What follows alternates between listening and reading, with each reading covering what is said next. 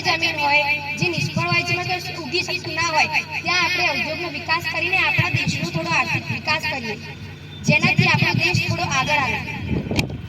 તમે એમ રહ્યા છો કે વૃક્ષો કાપતા નથી, તમે એવી જગ્યા ઉપર ઉદ્યોગો સ્થાપી રહ્યા છો જે સમુદ્ર કાંઠાની જગ્યા ઉપર આવેલા હોય છે. તમારા ઉદ્યોગોનો કચરો નદીઓમાં જાય છે અને નદીઓનું પાણી અશુદ્ધ બને છે, તો પછી પીવાલાયક પાણી પણ નહીં રહે. તમે એમ કહો છો કે અમે ફળદ્રુપ જમીન ઉપર ઉદ્યોગો નથી સ્થાપતા, પણ અમુક લોકો એવા પણ હોય છે કે જે ફળદ્રુપ જમીન ઉપર ઉદ્યોગ સ્થાપે છે, તો પછી પાક નહીં ઉગશે તો તમે ખાશો શું?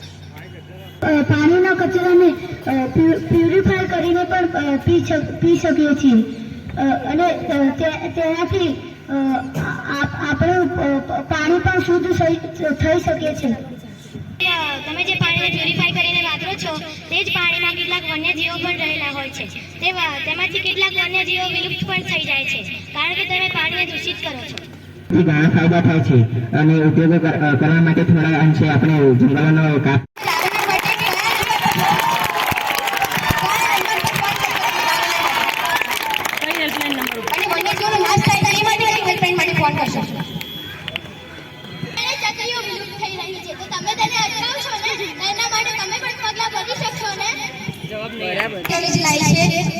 જેનાથી ટાવર ઉભા કરવામાં આવતા નથી અને જ્યાં વેરાન જમીન હોય ત્યાં ટાવરો ઉભા કરવામાં આવે છે જેનાથી ચકલીને પણ નુકસાન થતું નથી.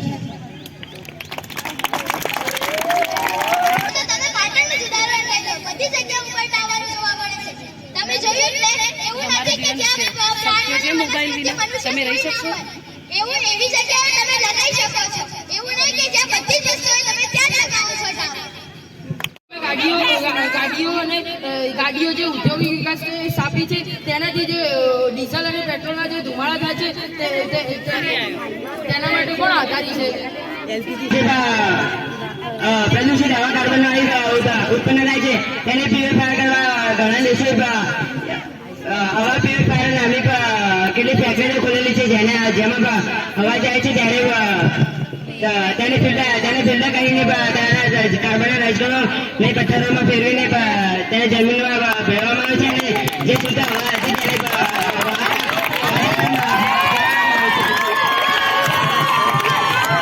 ઔદ્યોગિક વિકાસ લોકો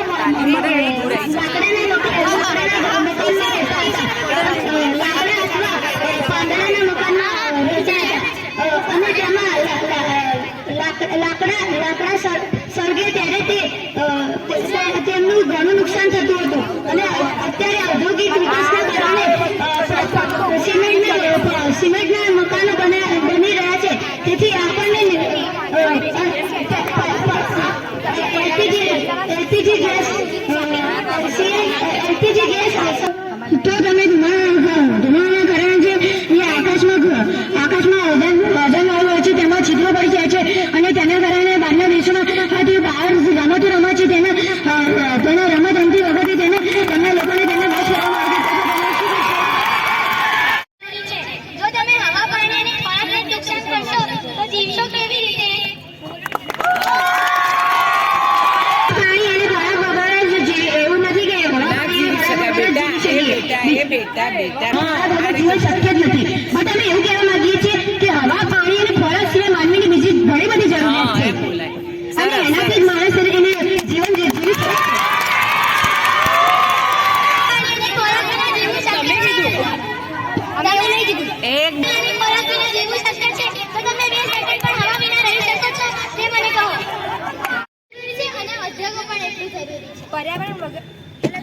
પર્યાવરણ વગર જીવન શક્ય નથી અને ઉદ્યોગો વગર વિકાસ શક્ય નથી.